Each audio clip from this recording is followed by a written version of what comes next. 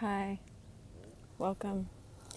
I ran up here, so pardon the glow. It's so pretty though. Look at this. And that's the ocean's that way. That's the ocean over there. There's the school. If you want to know where I did the talk on the spiritual path in Greece, that's the soccer field that I'd sometimes see from over here.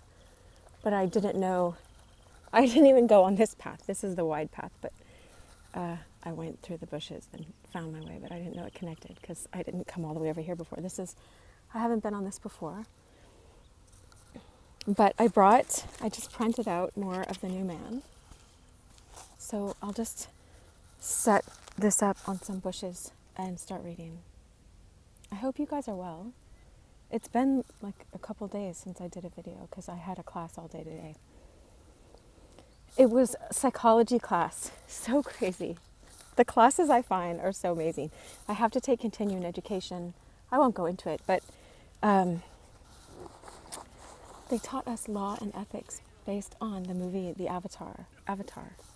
Not the cartoon one, the one that James Cameron did, the Titanic guy. So it's so beautiful. It was so perfect. It matches exactly what I've been working on with you guys and within myself, is unifying the male and the female energies in ourselves so that we're in harmony with each other and in love. Like how to create a union of love within ourselves. And let's see, I printed this out the other day. I found this on someone's website. On a YouTube. Just printed it out. This might come up. I don't know if it will. I just had it because I like meditating on it. The golden light reminds me of the light of Christ. And then that we have different energy centers. But anyway. All right.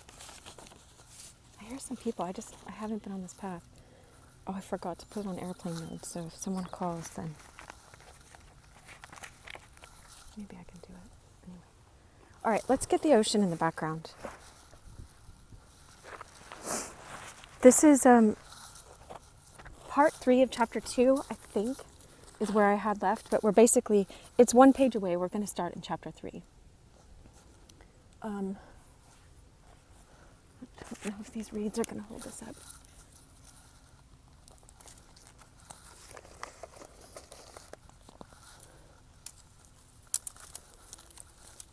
Let's see. I don't have any special shirt on today. Maybe that's special in itself. Ooh, there's the ocean. But we have a stick. There we go. There's a little bit of smog. No, I can still turn around.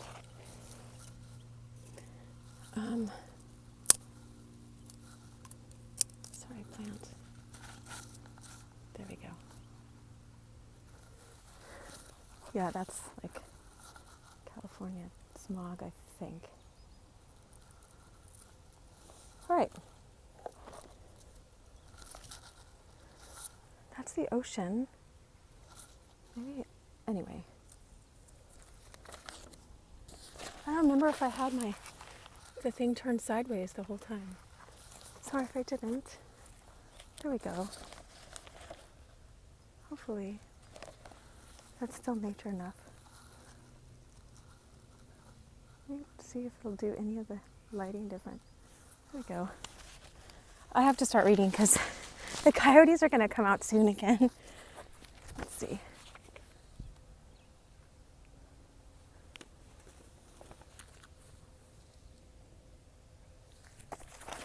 All right, part 3. In the third temptation of Christ, the devil once more begins by saying, "If thou art the Son of God, we must understand that Christ had to fight against self-love in all of its forms and all kinds of earthly loves and everything derived from them. He had to overcome every feeling of self-power arising from the human level in him so as to make it subject to the higher level. Now, temptation in a real sense has to do with the relation of the lower level in a man to any higher possible level. Bear in mind that the central idea in the Gospels is that a man should pass from a lower to a higher state. and that this is inner evolution or rebirth. Since the Word of God is teaching about the means necessary for this inner evolution, all intellectual temptation in the Gospels refers to a man's private thoughts about the truth of the Word, the Logos, and the truth of the senses, and all emotional temptation is about self-love and the love of God. There is naturally disagreement between the lower and higher level, just as we might say there is disagreement between a seed and a plant.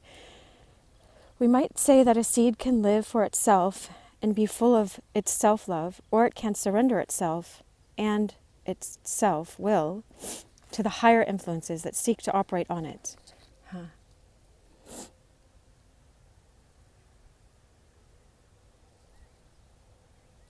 So that it becomes by transformation a plant. It's like the seed surrendering itself so that it can become a plant. I mean, the flower, that it's meant to be. Let's see.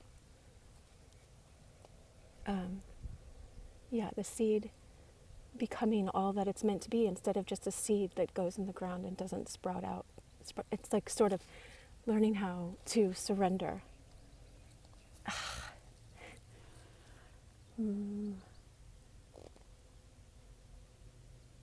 All right, I'll let it be there.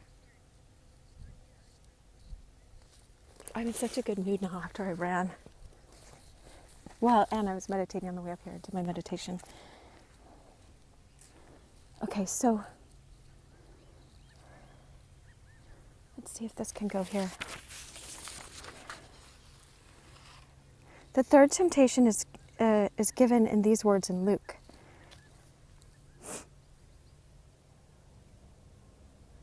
That doesn't hear.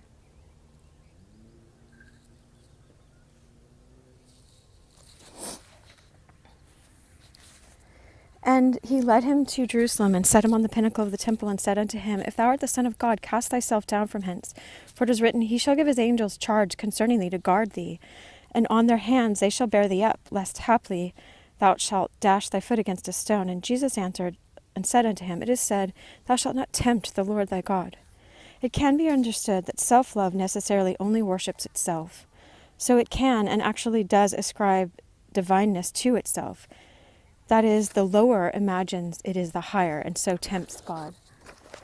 There's deep stuff in this. I won't talk. I guess I won't explain it for a second. Just sort of let it sink in. It cannot feel its own nothingness, and so swells itself up to heaven. And then in the intoxication of its own divinity, in the madness of self-illusion, it may attempt the impossible and destroy itself. Like it would cast itself off of a hill to try to glorify itself.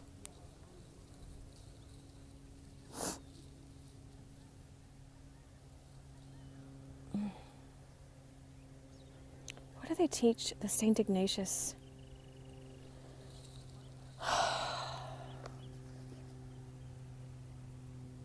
If you're going the way of the flesh,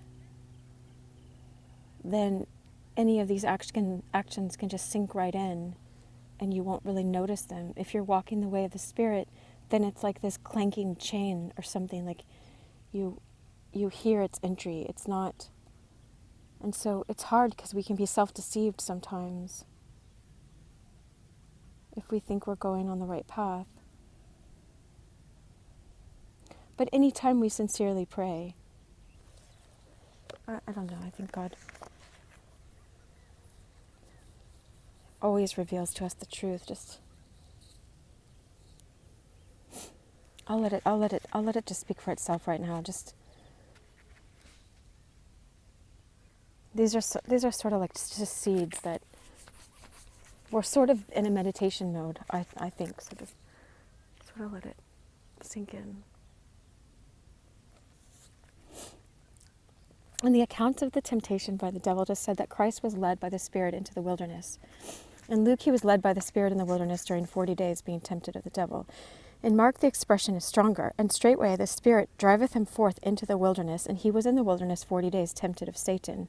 And he was with the wild beasts. It's like the wild beasts in ourselves. In Matthew, then was Jesus led up of the Spirit into the wilderness to be tempted of the devil.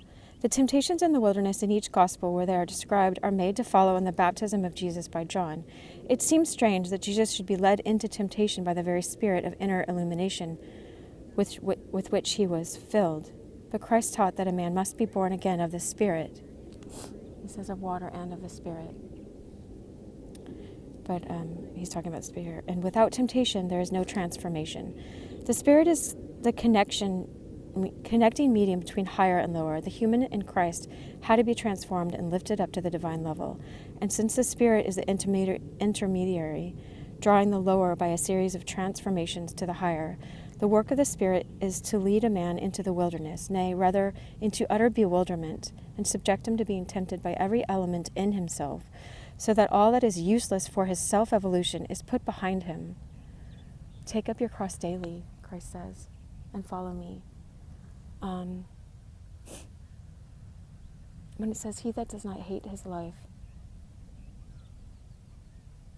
it's like the word hate is just like recognize that, not self-loathing by any means, like not masochism.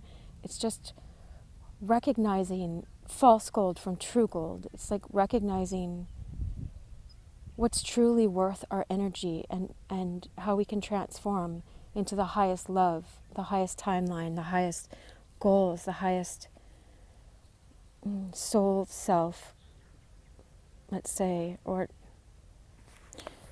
the highest carrying out of whatever we're here for.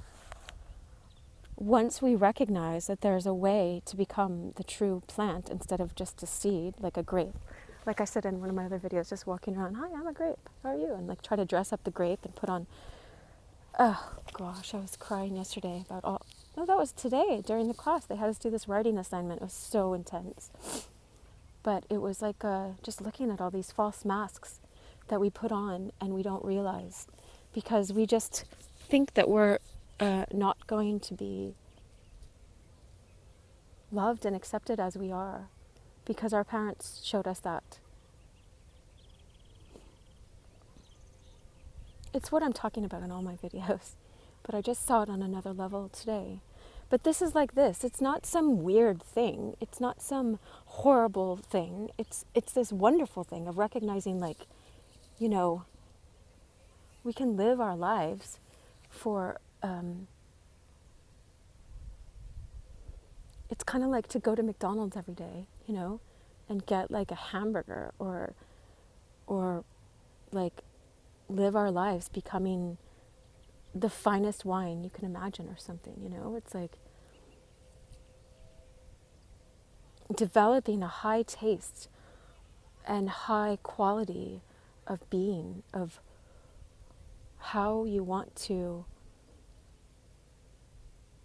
surrender yourself to become this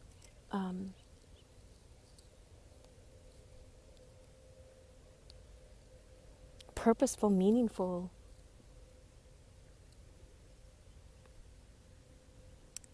like I was talking about in the last video. It was like God became man so that man could become God. Not full of yourself, not like that, but going into the wilderness and finding this, letting God transform you.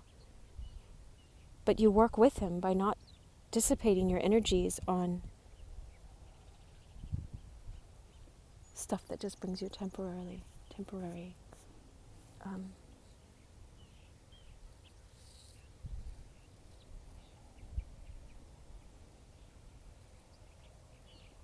A temporary sense of ego worth. I hear someone coming, so I might have to cover this or something. Let's see. They might be going on the path above me. All right. The temptations in the wilderness in each gospel are described and made to follow in the baptism. Okay. The Spirit is connecting medium between the higher and the lower, the human, a series of, okay. And since the Spirit is the intermediary, drawing the lower by a series of transformations to the higher, the work of the Spirit is to lead a man into the wilderness, nay, rather, into utter bewilderment, and subject him to being tempted by every element in himself, so that all that is useless for his self-evolution is put behind him, and all that can grow and understand is put in front. The devil represents all in a man that cannot evolve and all that does not wish to, and hates every idea of inner evolution, all that wishes only to slander and misunderstand and have its own way. All this must gradually be put behind a man who seeks real inner development, and not allowed to take the first place in control of him. It's all of this is explained in this really fun way in my Bob Marley, I Shot the Sheriff, because it's all about, I shot the sheriff but I didn't shoot the deputy, and the sheriff is the one, our egotism, that tries to get in the front seat of the car and acts like it's the boss. And I can't remember where I put that video. I think it's at the end of Ghosting 4. No, wait, no, not Ghosting 4. Yeah, maybe it is. All right, anyway, hopefully I labeled it. I was going to make it separate. I think I have it edited separate, so I might put it separate sometime. It's like a more dynamic, fun way than just listening to a book. But, you know, the book, I have no idea why I'm doing this book, but I remember there's good stuff in it, and I was called to do it. So the next chapter right now that we're about to go into is the water into wine. So that's going to be rad. The devil represents all in a man that cannot evolve and does not wish to evolve and hates every idea of inner evolution, all that wishes only to slander and misunderstand and have its own way. All this must gradually be put behind a man who seeks real inner development and not allowed to take first place and control him. That is, the order of things in a man must change, and what is first become last. You know, Jesus said the first becomes last and the last becomes first. So in one of the accounts, Christ is made to so say of the devil, "Get thee behind me, Satan." That is, new inner order in a man, which is brought about by temptation, cannot take place at once, is clear from Luke's words, where it is said that the temptations of Christ were not ended. The devil, it is said, departed from him for a season. All right, chapter 3, the marriage at Cana. I just had a class on this last week. That's why it's so cool, but I can't teach what he taught because, anyway, it's super amazing though. Maybe it'll come through in an infusement of some kind. Ow! I don't know if there's mosquitoes. Oh, it's so beautiful. Let's see if you can see the sun. Yeah, I gotta turn this now. Now, see? It just presented itself. Oh, come on, plant. This is just a bunch of broken reeds. Thank you, plant. Let's see which plant's in your way.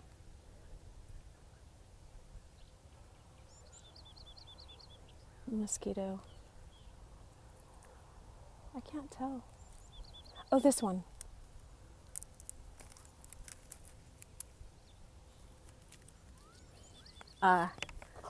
Amazing. Okay.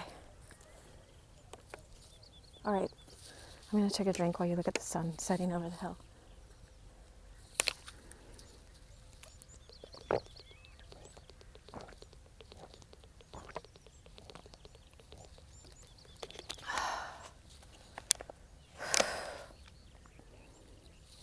It's so gorgeous. I wish every one of you here were here.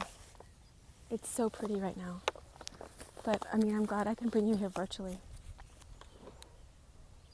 If you could see these flowers right here, they're so pretty. All right. The marriage at Cana, chapter 3. Between whom was the marriage? Notice nothing is said about the bride and the groom. Jesus and his mother surely are externally represented by mother and son, understood psychologically. I personally think there really was a wedding at Cana, because I read about it in a mystic's book. And anyway, but we're looking at the psychological meaning right now in this. I don't want to block the sun. That's so beautiful. But let's look at the psychological meaning. If you think of Christ as the man and Mary as woman, Christ as the God-man who shows us the highest path of what a human can take. And Mary is showing us the path as well. So anyway, let's see what Maurice Nicoll has to say from his perspective. This is just his perspective. I'm saying I don't agree with all of his stuff, but look at the sun. I mean, the ocean is right beyond that hill. The ocean, we can see it from over there. But let's look at the sun for a while. Okay, notice nothing is said about the bride and the groom. Jesus and his mother surely are externally represented by mother and son. Understood psychologically, it is all about an internal union of the natural and spiritual in Jesus. Why then does not the master of the feast realize what has taken place? Why was it impossible for him to understand? So much so that the servants did not attempt to inform him, although technically the servants were presumably under the orders of the master of the feast. Because a new master has appeared. Oh, this is bad. Almost secretly, and notice that this new master does not say anything to the master of the feast, whom we may term the old master. When man changes his whole psychology in such a profound way, the former master, let's say like the egotism that was master before, that thought that everything was about the ego. It thought that that's all that life was, you know? So he thought he was the master of the feast. And this new master is coming in. This other, the Christ in you, you know, the Christ that can change you. Anyway, when man changes his whole psychology in such a profound way, the former master of it's no longer in control, but another greater master appears. By self-mastery, as regards to the natural side, the natural side of him represented by the mother. Jesus reached a stage in which the old master had no longer any power, and yet did not know what had happened. Jesus is not the master of the feast, but no one tells the former master what has taken place. They are all silent. There is no rivalry, only silence. A transformation has taken place actually in terms of water into wine, but nothing happened through violence. Like you can't just force your egotism down, and like you can't make someone change and choose the good in their life. Oh, okay. Anyway.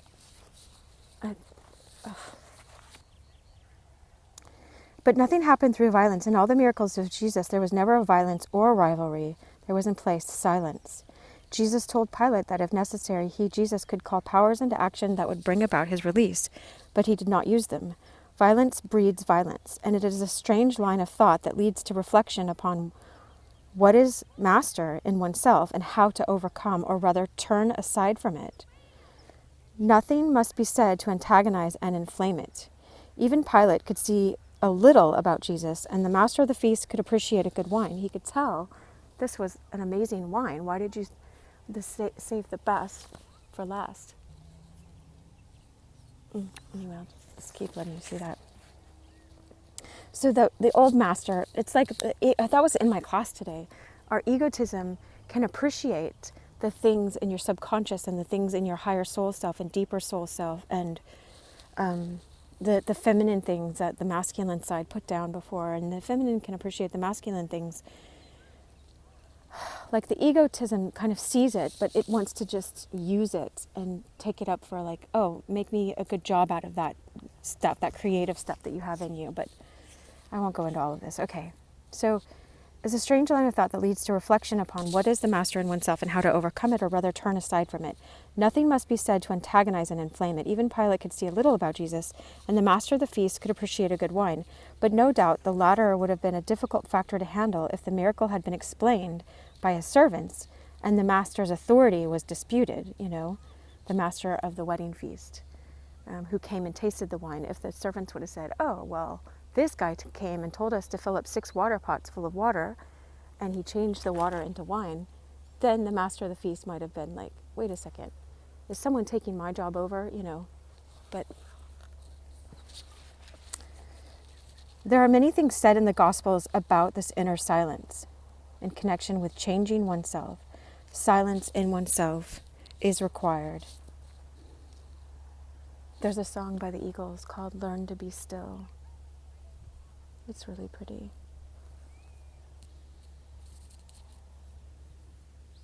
I would add it, but I get copyright infringement stuff, and it threatens to take my channel down, so.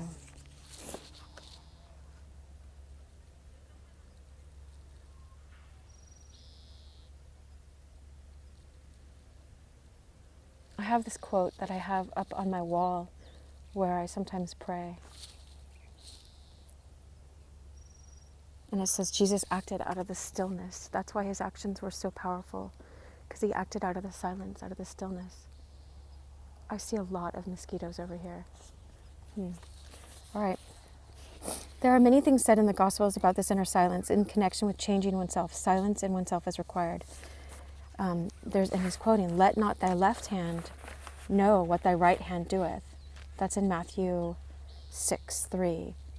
Your left hand is usually, I think, the one that receives, and the right hand does action. So don't let your receiving hand know what your right hand's doing. It's like, don't let your ego know what your left hand's receiving or the left hand's giving, or I can't remember which one it is, but it's like, don't let your ego know how you're giving away with your left hand, your other hand, or else it gets full of itself. One does not overcome earthly authority by reacting violently to it. A man may react violently to his father. How many throw away their best side in violently opposing authority?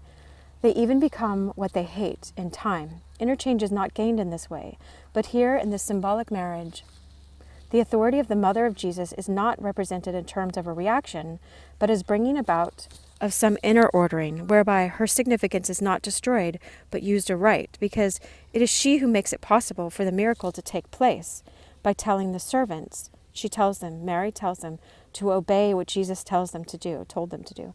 And since he derived from her his human or natural side, it seems clear that at this stage of his development, he has brought the human or natural side in him into a right relation with the greater or spiritual side, and so she obeyed him.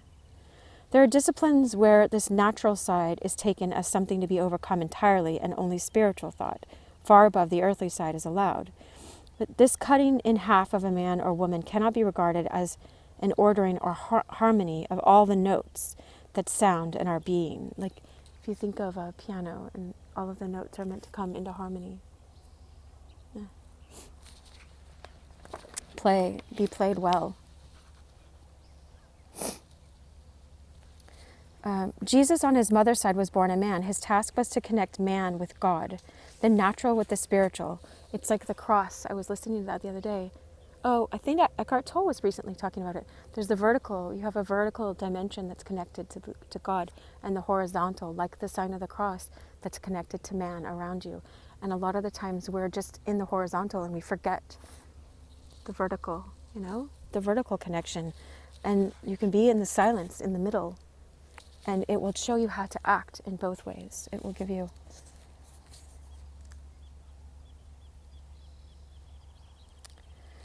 His task was to connect man with God and the natural with the spiritual, and not to cut asunder into opposites, what are not opposites at all, but different levels and scales.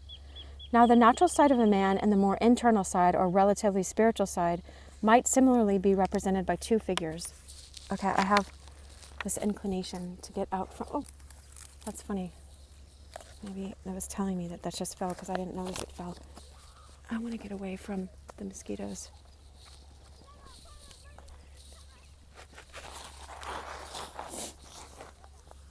I have a feeling this isn't going to go much longer. Let's see if we can see the ocean again.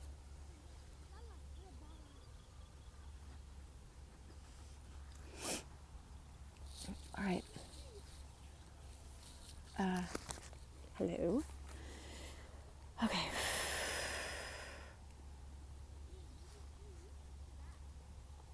I have that little kid over there just said, you need to chillax. That's what we're talking about right now. Of course. But you don't need to. Don't do it violently. Just choose to chillax. Oh, the moon is really beautiful. Now, the natural side of a man and the more internal side, or relatively spiritual side, might similarly be represented by two figures, or by two rooms, one opening into the other, or by two heights, lower and higher, or by two towns, or in many other ways. The visual imagery by itself is nothing. The significance is everything, for there lies the meaning. It is not the visual imagery in a parable that makes what the parable means. It's not the words used in a parable that mean what the parable means. Some dreams are pure parables, as are some... Look at that. Did you see those? That's rad. I'm so in love with nature.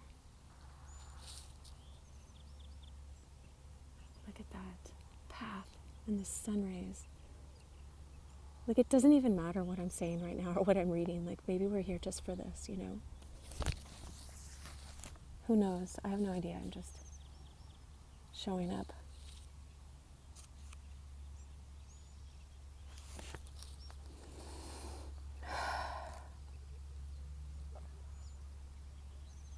Some dreams are pure parables and some are ancient myths and stories, but it is the meaning that such parables, myths, and dreams and fairy stories conduct that is the significant thing.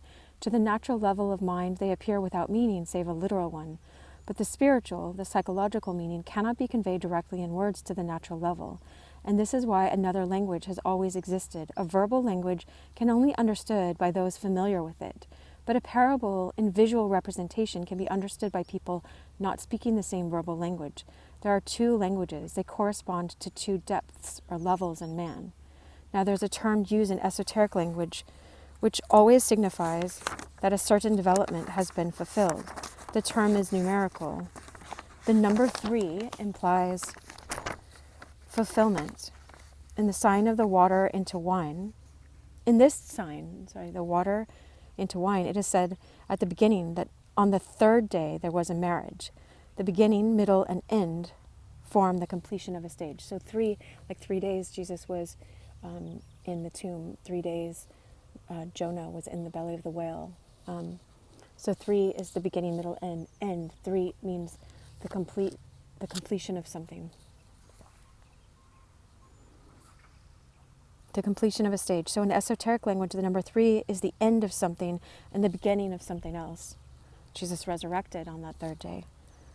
When a psychological stage has been fulfilled, a new stage begins. This is the third day. The old is passing away and the new state beginning. Or the higher level is beginning to be active. And the former level is beginning to obey this new higher level. The number 3 is used to represent this situation as, for example, when Christ fulfilled his necessary time in hell and rose on the third day. Well, it said he went into Hades or Abraham's bosom, or I don't know where the dead spirits are, and gave them all the good news.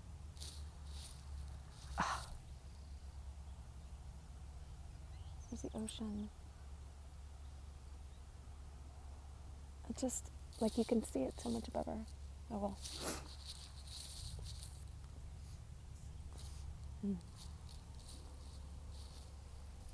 All right. There's little gnats on my phone. Okay. Christ fulfilled his necessary time in hell on the third day. There are many examples of the use of the number 3 in the esoteric books of the Bible. Here we go. I didn't read this one ahead of time, I don't think. Jonah was 3 days in the belly of the great fish. Peter denies Christ 3 times. That is fully. He fully denied him, and then he fully accepted him when Jesus said, "Do you love me? Do you love me? Do you love me?" And 3 different ways. Well, 2 are the same, and then anyway, but 3 times. Christ asked Peter 3 times if he loves him. There you go. I could just read the book. No, get off me, ants. There. The fig tree that did not bear fruit for 3 years was to be cut down. And there are many other examples of the use of the number 3 as meaning fulfillment, either fulfillment in the sense of a new beginning or fulfillment as the completion of a thing. Now the whole sign of the water into wine is about a stage that Jesus has reached in the development of his human side. So it begins with the third day. It represents a lot of different things, but this is one of them. In my class that I just took last week, it was so amazing.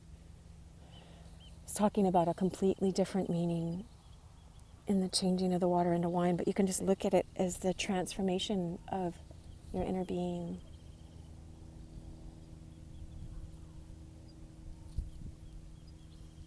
Maybe we can talk about it some other time.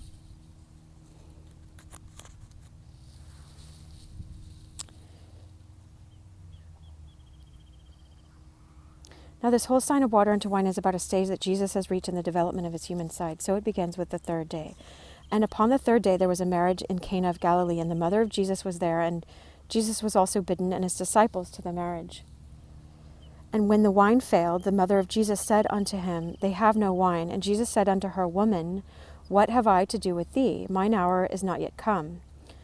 His mother saith unto the servants, Whatsoever he saith unto you, do it. Now there were 6 water pots of stone. Remember what we said about stone. being turned into water and water into wine. The stone is like the literal, the rigid outer way we see things just with our egotism or just on our wanting to, jump through hoops or something. And the water is when we become more fluid and like the Holy Spirit is moving in us. And wine is the substance of us when we're more transformed, into our soul being or whatever adds to our soul state, or I don't know how to describe that exactly. But so woman, if you look at it that as she's representing women, like the female side. I've read a lot of different things about this, but just like that, he's saying it on purpose. It's not a mean way to say it. He's saying it to show us something, It's like if I called my brother man, instead of hey Dan.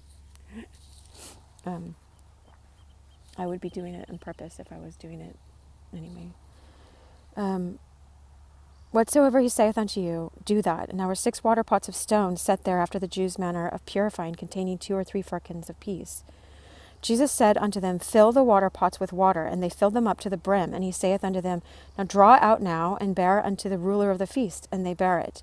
And when the ruler of the feast tasted the water now become wine, and knew not whence it was, but the servants which had drawn the water knew, the ruler of the feast calleth the bridegroom, and saith unto him, every man setteth on first the good wine, and when the men have drunk freely, then you bring out your worst wine, because they're not going to notice, But you have saved the good wine, kept the good wine until now. The beginning of his signs did Jesus in Cana of Galilee, and manifested his glory, and his disciples believed on him. All right, I'm gonna finish there, even though we just started. The sun's going down. I'm already. Let's see if you can see the sun. Come on, sun. Yeah, that's it right there. A little. And I'm going to start getting cold, and the coyotes are going to come out, and it's going to get dark. But what I was thinking about, I wish we could see it, yeah. And what was coming up in my mind last week in class too, because I don't want to tell what the teacher said, because then, if you want to pay for the class, you can take his class. Just email me, and I'll tell you what class it was if you want.